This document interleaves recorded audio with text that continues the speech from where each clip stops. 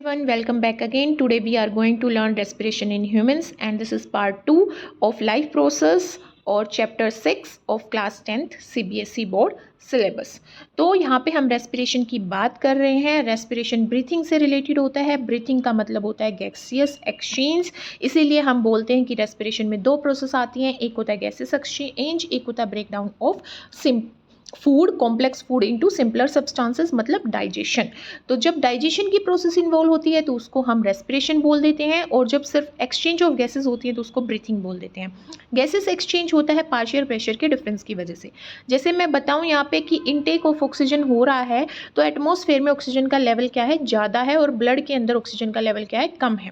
तो वो higher atmospheric pressure to lower atmospheric pressure diffusion के थ्रू एंटर करती है बॉडी में, और carbon dioxide higher atmospheric pressure, जो कि हमारी बॉडी में पार्शियल प्रेशर उसका ज़्यादा होता है ब्लड के अंदर, तो वो higher partial pressure to lower partial pressure that is atmosphere, वहाँ पे वो बाहर चली जाती है। ठीक है, एक्सहेल हो जाती है। तो कार्बन डाइऑक्साइड का बाहर जाना और ऑक्सीजन का अंदर आना गैसियस एक्सचेंज है, जिसको हम ब्रीथिंग में इंक्लूड करते हैं।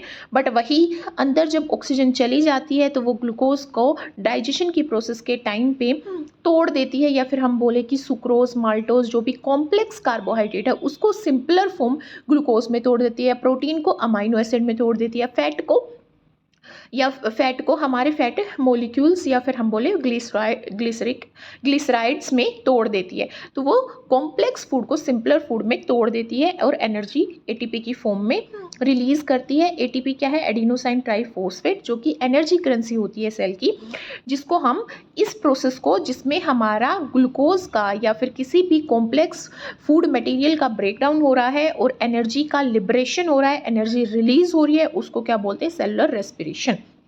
तो ये जो गैसियस एक्सचेंज है ये ब्रीथिंग है, और ये क्या है, सेलुलर रेस्पिरेशन है। ये दोनों प्रोसेस किस में आती है, रेस्पिरेशन के अंदर इंक्लूड की जाती हैं।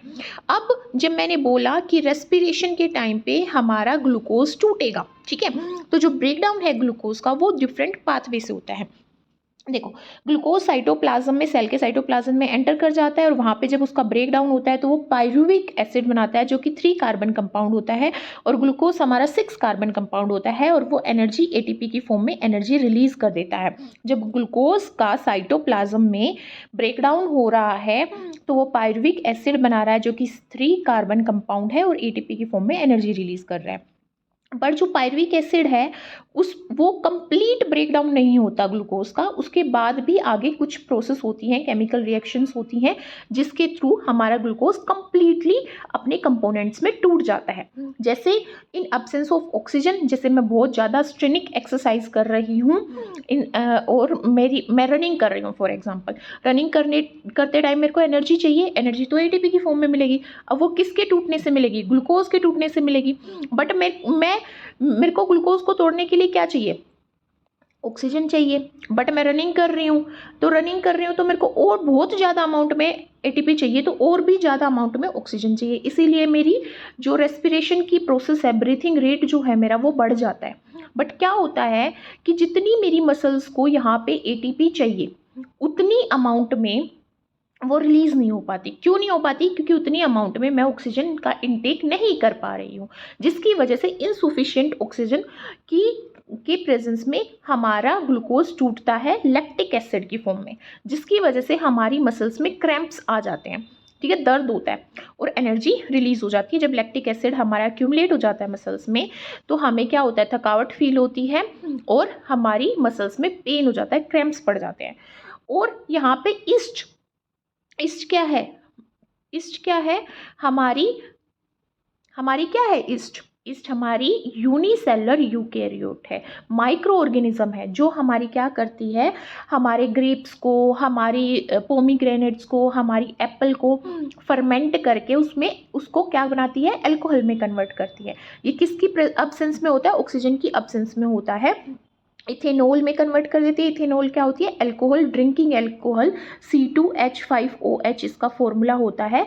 इथेनॉल ड्रिंकिंग अल्कोहल है, ये ईस्ट के थ्रू मैन्युफैक्चर की जाती है इन द एब्सेंस ऑफ ऑक्सीजन।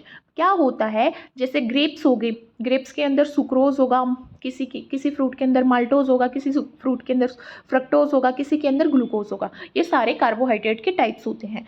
इनको ईस्ट ऑक्सीजन की अब्सेंस में इथेनॉल में तोड़ देती है, कार्बन डाइऑक्साइड में को रिलीज करती है और एनर्जी बनाती है। इथेनॉल हमारी ड्रिंकिंग एल्कोहल है। इस प्रोसेस को फर्मेंटेशन बोला जाता है।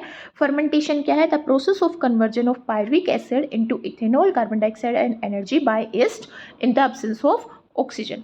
फिर ऑक्सीजन की प्रेजेंस में माइटोकॉन्ड्रिया के अंदर, माइटोकॉन्ड्रिया क्या है? Power house of the cell, जिसमें इलेक्ट्रॉन ट्रांसपोर्ट चेन के थ्रू हमारा पायरुविक एसिड जाएगा और वहाँ पे वो कंप्लीटली ब्रेक डाउन होगा कार्बन डाइऑक्साइड में, वाटर में और एनर्जी में। एनर्जी क्या? एटीपी में।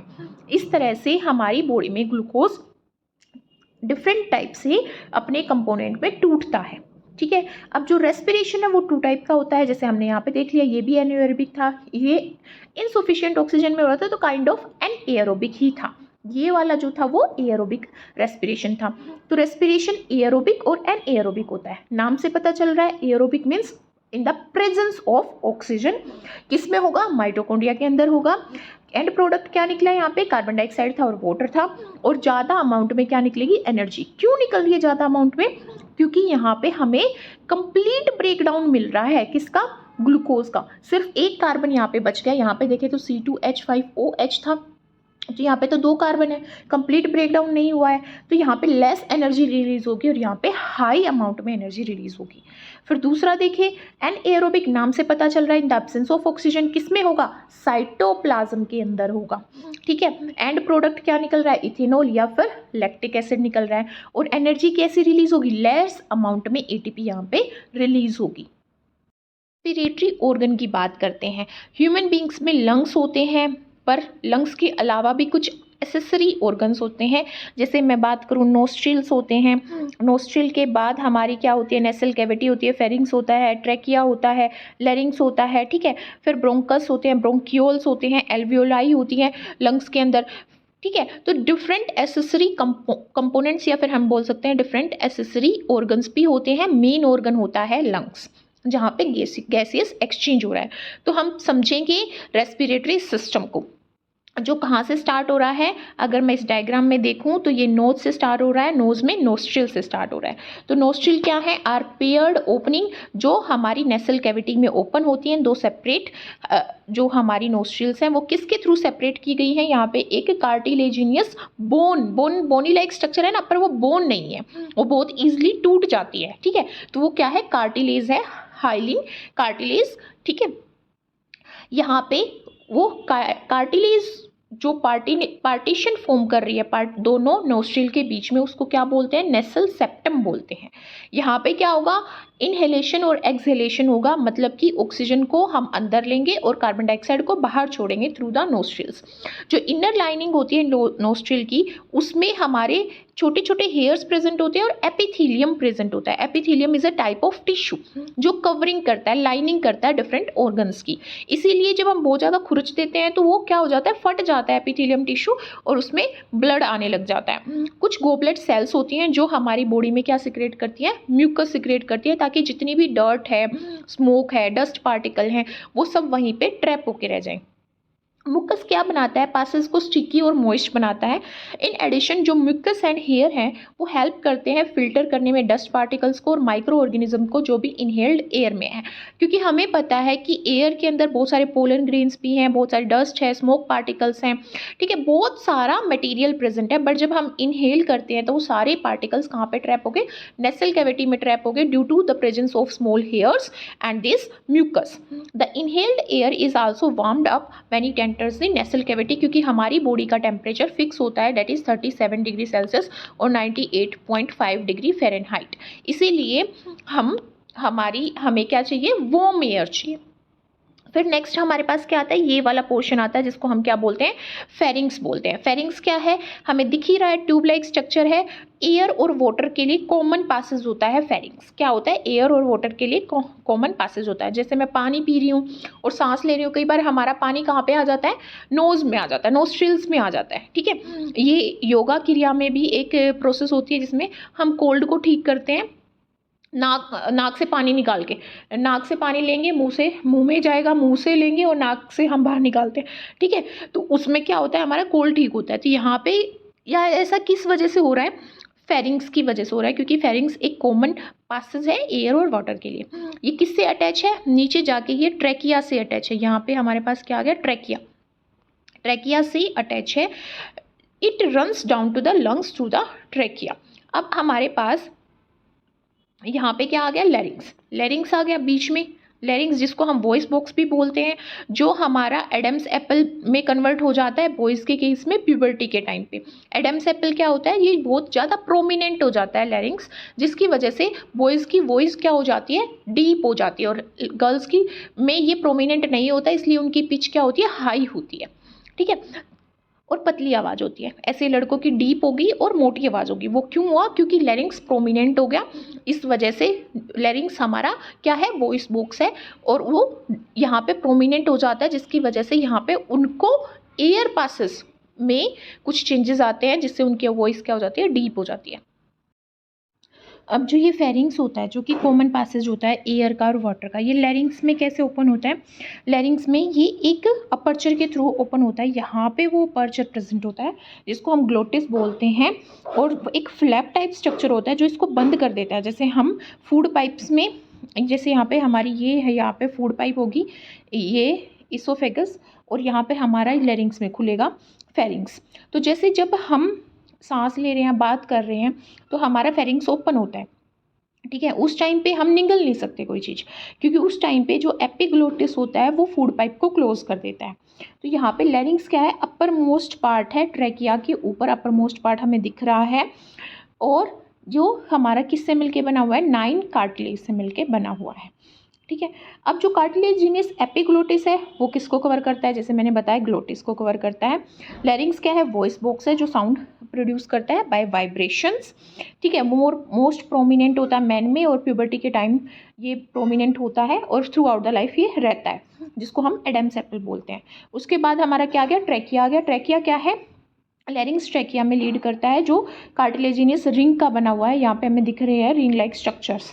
ये क्या है, नैरो ट्यूब है, जो हमारी मिड थोरेसिस कैविटी में रन करता है, ठीक है। अब जो ये कार्टिलेजिनस रिंग है, इनका क्या पर्पस है, ये हमारे ट्रैकिया को कोलैप्स नहीं होने देता। अगर एयर वहाँ पे प्रेजेंट नहीं भी है, तो ये बैलून की तरह ही ये क्या रहती है, फूली रहती है, मतलब एक्सटेंडेड फॉर्म में रहती है, ये कोलैप्स नहीं होती अगर एयर नहीं भी प्रेजेंट तो, ठीक है।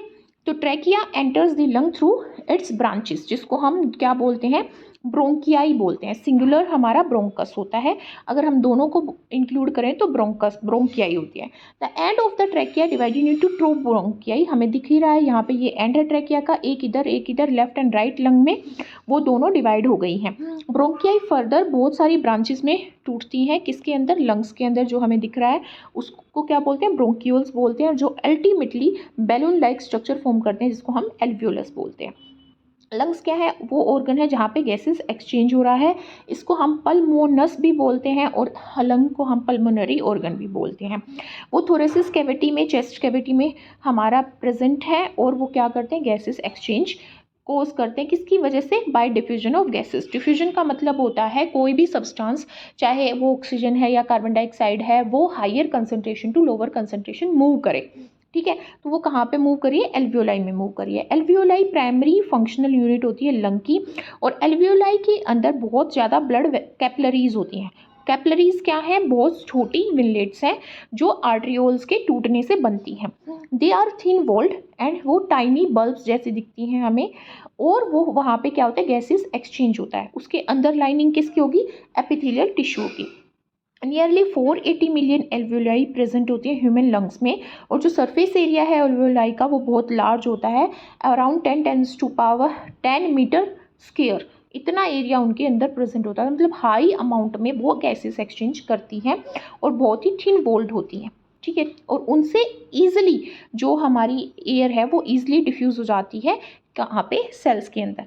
अब हम देखें कि passage of air human respiratory system में कैसे होता है। सबसे पहले नोज आता है, फिर उसमें दो पासेज होते हैं, नोस्ट्रिल्स, फिर नेसल पैसेज, फिर नेशल कैविटी और फिर फेरिंग्स आता है जो कॉमन पासेज है एयर और वाटर का, फिर लैरिंग्स जहाँ से हमें वॉइस में हम प्रोड्यूस करते हैं ड्यू टू वाइब्रेशन, ठीक है। फिर ट्रैकिया आ गया जिसमें कार्टिलेजिनस रिंग थी, फिर ब्रोंकियाई, ये 2 ब्रोंकियाई है, फिर वो ब्रोंक्यूल्स में टूटी, फिर वहाँ पे एल्वियोलाई आई और फिर वहाँ एल्वियोलाई के अंदर क्या है, कैपिलरीज है, और कैपिलरीज के अंदर क्या होता है, ब्लड के अंदर ऑक्सीजन मिल जाती है, मतलब ब्लड, ऑक्सीजनेटेड ब्लड कहाँ, हार्ट तक पहुँचता है, डीऑक्सीजनेटेड ब्लड लंग्स तक पहुँचता है। Mechanism of breathing, mechanism of breathing में इनहेलेशन और एक्सहेलेशन आता है। ड्यूरिंग इनहेलेशन जो थोरेसिस कैविटी होती है हमारी, जो थोरेसिस कैविटी होती है वो एक्सपेंड कर जाती है, जैसे हमें दिख रहा है यहाँ पे थोरेसिस कैविटी एक्सपेंड हो गई है, इंटरकोस्टल जो मसल्स हैं वो कॉन्ट्रैक्ट हो गई है, और डायफ्रागम ऊपर की तरफ से नीचे की तरफ आ गया है। पहले ऊपर की तरफ होता है पर अब नीचे की तरफ आ गया, मतलब कि डायफ्रागम हमारा डायफ्रागम जो भी है हमारा वो क्या हो गया, कॉन्ट्रैक्ट हो गया है, फ्लैट हो गया है शेप में, ठीक है। तो जो लंग के अंदर जो वॉल्यूम है वो इंक्रीज हो जाएगा और एयर किसके अंदर, हमारी लंग्स के अंदर एंटर कर जाएगी। एक्सहेलेशन या एक्सपायरेशन में क्या होता है, थोरेसिस कैविटी कॉन्ट्रैक्ट कर जाती है, कॉन्ट्रैक्ट कर जाती है तो सरफेस एरिया रिड्यूस हो जाता है, रिब्स हमारी डाउनवर्ड साइड में मूव कर जाएंगी और डायफ्रागम जो है वो डोम शेप्ड का हो जाएगा। यहाँ पे हमें दिख रहा है कॉन्ट्रैक्शन की वजह से उसकी पोजीशन हाई हो गई है और जो वॉल्यूम है लंग्स में वो डिक्रीज हो गया है और एग्जिट कर दिया है क्या, लंग्स को एयर ने, बाहर चली गई है एयर। फिर हम बात करते हैं exchange of gases between alveolus, blood and tissue. कैसे होता है, देखो एल्वियोलाई के अंदर हमने बोला कैपिलरीज है, कैपिलरीज ब्लड वेसल्स हैं जो ब्लड को कंसिस्ट करती हैं, वो हमारी डिफरेंट बॉडी पार्ट से कार्बन डाइऑक्साइड को एल्वियोलाई में लेके आती है और एल्वियोलाई से ऑक्सीजन को लेके जाती है हार्ट तक, ताकि हार्ट पंप कर सके थ्रू आउट द बॉडी, ठीक है। तो एयर रिच इन ऑक्सीजन एल्वियोलासा में आई, फिर वहाँ से वो कैपिलरीज में ब्लड में आई, फिर ऑक्सीजन बाइंड हुई हेमोग्लोबिन से, 2 ऑक्सीजन बाइंड हो सकती है एक हीमोग्लोबिन कंपोनेंट से, ठीक है। फिर ऑक्सीजन किस में गई, टिश्यू में गई, सेल्स में, टिश्यू में जहाँ पे उसकी जरूरत थी। फिर वहाँ पे क्या हुआ, ग्लूकोज का ब्रेकडाउन हुआ, ग्लूकोज का ब्रेकडाउन होने के बाद कार्बन डाइऑक्साइड रिलीज हुई जो ब्लड में मिल गई। अब वो कार्बन डाइऑक्साइड अगेन एल्वियोलाई में गई, एल्वियोलाई ने उसको बाहर रिलीज कर दिया, ठीक है, रिलीज थ्रू द नोस्ट्रिल्स, वो बाहर रिलीज हो गई है। अब हम बात करें टेरेस्ट्रियल ऑर्गेनिज्म में, तो टेरेस्ट्रियल ऑर्गेनिज्म एटमॉस्फेरिक ऑक्सीजन का यूज़ करते हैं रेस्पिरेशन का, एक्वेटिक ऑर्गेनिज्म जो ऑक्सीजन डिजोल्व होती है वाटर में उसका यूज़ करते हैं फॉर रेस्पिरेशन।